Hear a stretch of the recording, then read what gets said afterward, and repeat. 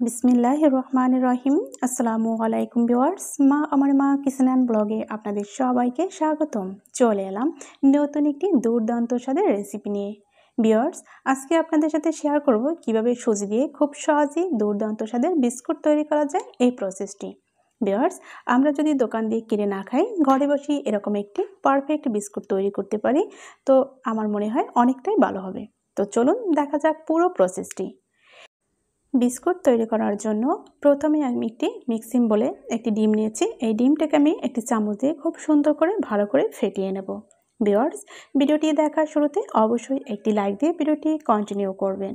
আশা করি অবশ্যই একটি লাইক দেবেন, কারণ আপনার একটি লাইক আমার কাছে অনেক বেশি মূল্যবান। আপনার একটি লাইকের মাধ্যমে এই ভিডিওটি আরও 10 জনের মাঝে ছড়িয়ে পড়ে। ডিমটা আমার ফেটানো হয়ে গেছে। এখন আমি দিয়ে দিচ্ছি স্বাদ মতো লবণ, অ্যাড করে দিচ্ছি হাফ কাপ পরিমাণে চিনি। ভিউয়ার্স, এখন আমি এই চিনি আর ডিমটাকে আবারও ভালো করে 1 থেকে 2 মিনিটের মতো খুব সুন্দর করে বিট করে নিচ্ছি। আমি চামচ দিয়ে এটাকে ভালো করে বিট করে নিচ্ছি। আপনারা চাইলে হ্যান্ড উইস্ক দিয়েও ভালো করে ফেটিয়ে নিতে পারেন। ডিম আর চিনিটাকে খুব সুন্দর করে ফেটিয়ে এখন আমি 2 থেকে 3 ফোঁটা পরিমাণে কালার ফুড অ্যাড করে দিচ্ছি।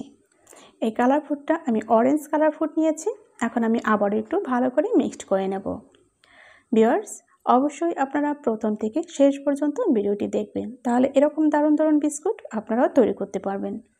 যখন সব কিছু মিক্সড করা হয়ে গিয়েছে, এখন আমি দিয়ে দিচ্ছি 1 কাপ পরিমাণে সুজি। দেখতে পাচ্ছেন আমি পুরো 1 কাপ পরিমাণে সুজি দিয়েছি। দিয়ে দিচ্ছি হাফ কাপ পরিমাণে ডিপ্লোমা গুঁড়ো দুধ। এরপরে আমি অ্যাড করে দিচ্ছি বেকিং পাউডার হাফ চামচ পরিমাণে। এখন আমি অ্যাড করে দিচ্ছি 1 কাপ পরিমাণে ময়দা। আপনারা চাইলে এখানে ময়দার পরিবর্তে আটা ব্যবহার করতে পারেন। এখন আমি এই সব উপকরণগুলো ভালোভাবে মিক্সড করে নিচ্ছি। ভিউয়ার্স, আমি চামচ থেকে কিছুটা ভালো করে মিক্সড করে নেব। এরপর আমি হাত দিয়ে ভালো করে একটি ডো তৈরি করে নেব। তবে ডিম আর চিনিতে যতটুকু পানি ছেড়েছে তাতেই কিন্তু এই ডোটা কমপ্লিট হয়ে যাবে।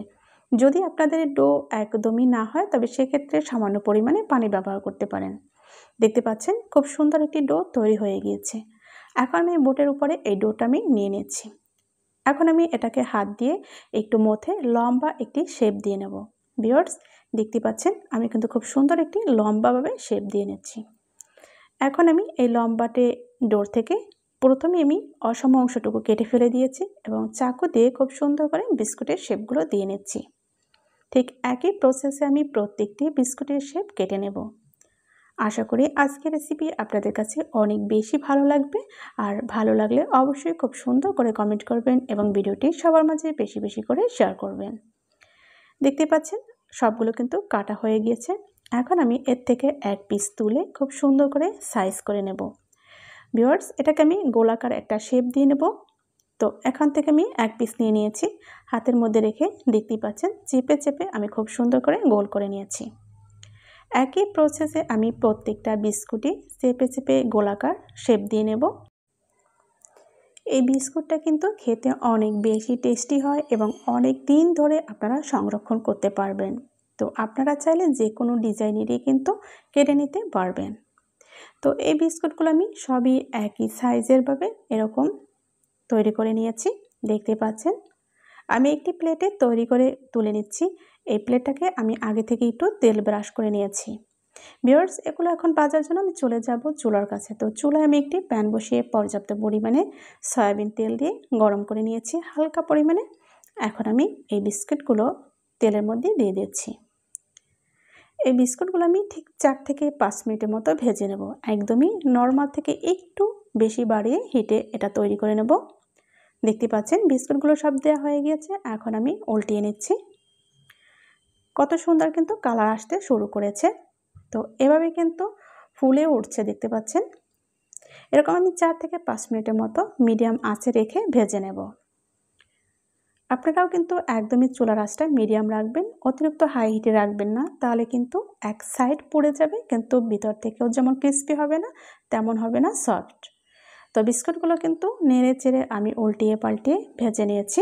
দেখতে পাচ্ছেন এরকম যখন খুব সুন্দর একটি কালার চলে আসবে, তখন আপনারা বুঝতে হবে যে বিস্কুটগুলো কিন্তু ভাজা হয়ে গিয়েছে। আমি ঠিক এ পর্যায়ে বিস্কুটগুলোকে তুলে নেব।